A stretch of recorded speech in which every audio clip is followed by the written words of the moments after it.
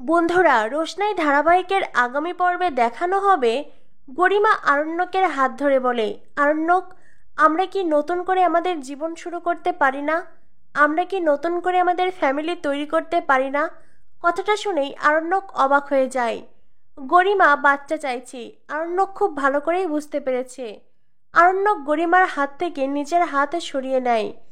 গরিমা বলে, আরণ্যক, তুমি কেন এমনটা করছো?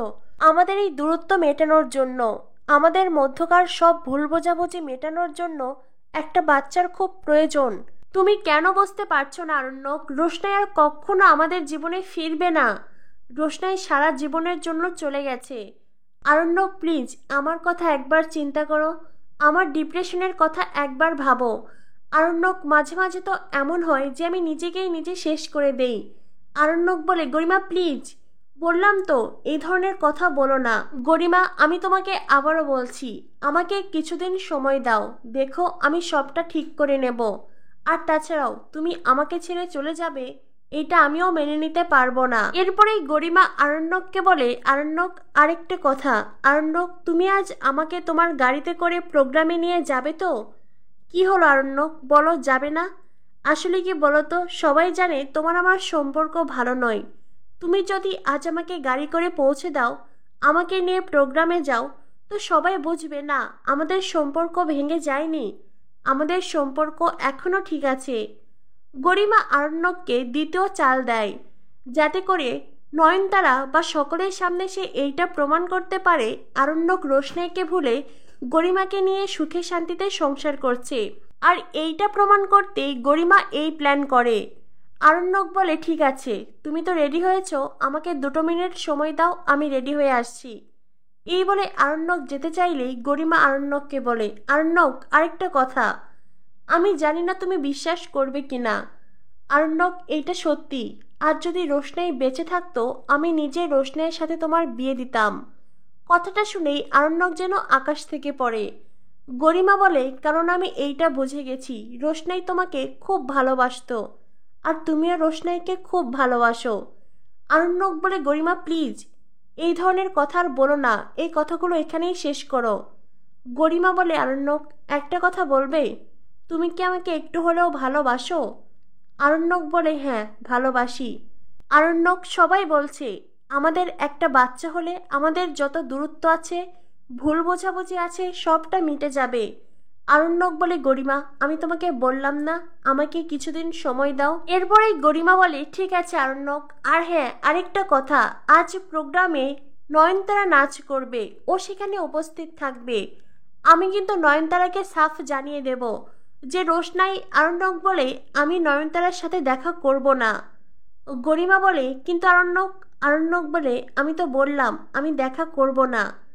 নয়নতারার থেকে আমার যা জানার ছিল আমি জেনেছি, এখন আর ওর সাথে কথা বলার কোনো প্রয়োজন নেই। গরিমা বলে, কিন্তু আরণ্যক, নয়নতারা রোশনের মতনই দেখতে। আমি বুঝতে পারছি না একজন মানুষের সাথে আরেকজনের এতটা মিল কি করে হয়। দেখে মনে হয় ও নয়নতারা নয়, ও যেন রোশনাই। কিন্তু আমি জানি আরণ্যক, এইটা রোশনাই নয়। দেখছো না ওর বাবা আর ওর কাকার মধ্যে কতটা মিল আছে। রঞ্জন প্রসাদ আর অঞ্জন প্রসাদ হুবহু একরকম দেখতে, আর সেজন্য হয়তো ওদের মেয়েদেরও এতটা মিল আছে। অন্যদিকে আরণ্যকের পাঠানো ফুলের বুকে জড়িয়ে কাঁদতে থাকে রোশনাই। রোশনের বাবা রোশনাইকে বলেন, তুমি কাঁদছো কেন? তোমার চোখে জল কেন? রোশনাই চোখের জল মুছে বলে, কই কিছু না তো। রোশনাইয়ের বাবা বলেন, এটাই তো ভালোবাসা। কিন্তু মা, আমি তো তোমার চোখে জল দেখতে চাই না। আমি তোমার মুখে হাসি ফোটাতে প্রয়োজনে হাসতে হাসতে মরতে পারি। রোশনাই বলে, না বাবা প্লিজ, এরকম কথা তুমি বলো না। তুমি তো জানো তুমি ছাড়া এই পৃথিবীতে আমার আর কেউ নেই। সেই তুমি আমাকে একা করে চলে যেতে চাইছো? রঞ্জন প্রসাদ বলে, তোমার কি মনে হয় আমি তোমাকে ছেড়ে চলে যেতে চাইছি, চলে যেতে চাইবো? আমি তো এই লড়াইটা শুরু করেছি। রোশনাই বলে, বাবা সেজন্যই তো বলছি এই লড়াইয়ের প্রয়োজন নেই। রঞ্জন প্রসাদ রোশনাইকে বলেন, আমি তোমাকে আবারও বলছি, এমন কথা একদম বলবে না। চলো এবার খাবার খাবে, এরপর তো তোমাকে সারাদিন না খেয়ে থাকতে হবে। রোশনাই বলে, না আমি কিচ্ছু খাবো না। রোশনাইয়ের বাবা বলে, আমি নিজের হাতে তোমাকে খাইয়ে দেব, চলো। রোশনাই বলে, না, তবু খাবো না। রোশনাইয়ের বাবা বলেন, কেন? রোশনাই বলে, কারণ তুমি তো খাবে না। রঞ্জন প্রসাদ বলে, আমিও খাবো, চলো। রোশনাই বলে, এখন খাবার খেলে আমি নাচ করতে পারবো না। রঞ্জন প্রসাদ বলে, হ্যাঁ সেই তো, আমি কি করে জানবো নাচ করার আগে কতটুকু খাবার খাওয়া প্রয়োজন? আমি কি কখনো নাচ করেছি নাকি? তোমার হাতে এখনো অনেক সময় আছে, চলো একটুখানি খাবার খেয়ে নেবে, তার আগে আরেকটু ক্ষীর খাও। এই বলে রোশনাইকে আরেকটু ক্ষীর খাইয়ে দেয় রোশনাইয়ের বাবা। তারপরে নিজের গায়ের চাদর দিয়ে রোশনাইয়ের মুখ মুছিয়ে দেয়।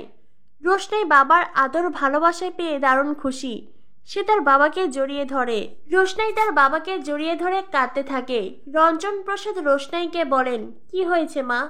রোশনাই তখন বলে, জানো বাবা, আমি ছোটবেলা থেকে সবসময় স্বপ্ন দেখতাম আমার বাবা আমার কাছে আসবে, আমার বাবা নিজের হাতে আমাকে খাইয়ে দেবে, আমি জেদ করব, না আমি খাবো না, আমি ঘুমাবো না।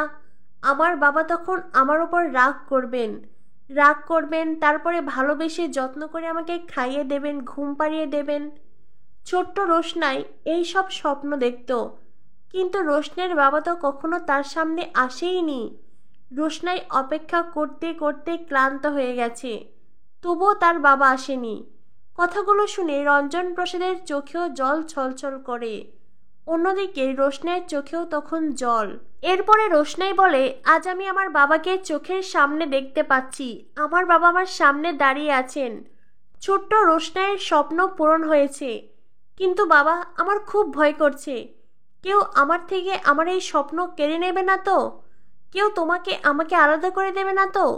আমি আর তোমাকে হারাতে চাই না বাবা, আমি সবসময় তোমার সাথে থাকতে চাই, আমি সবসময় তোমার আদর স্নেহ ভালোবাসায় জড়িয়ে থাকতে চাই।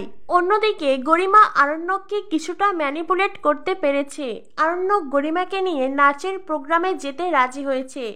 সেই সাথে গরিমা আরও আরেকটা আবদার করে। নাচের প্রোগ্রাম শেষে একটি পার্টির আয়োজন করা হয়েছে, আরণ্যককে সেই পার্টিতেও যেতে বলে। আরণ্যক যদিও প্রথমে রাজি হয় না, পরে বলে ঠিক আছে, দেখা যাবে। গরিমা বলে, ঠিক আছে আরণ্যক, তবে তুমি গিয়ে রেডি হও, আমি নিচে যাই, দেখি পরিবারের সবাই রেডি কিনা। তো বন্ধুরা, জমে উঠেছে রোশনাই ধারাবাহিক। একই মঞ্চে নাচ করবে গরিমা রোশনাই। একদিকে রোশনাইকে মঞ্চে নিয়ে আসছে তার বাবা, অন্যদিকে গরিমা আসছে আরণ্যক আর সুরঙ্গমার সাথে। জমজমাট রোশনাই ধারাবাহিকের পরবর্তী অ্যাডভান্স আপডেট পেতে আমাদের সাথেই থেকো। ধন্যবাদ সবাইকে।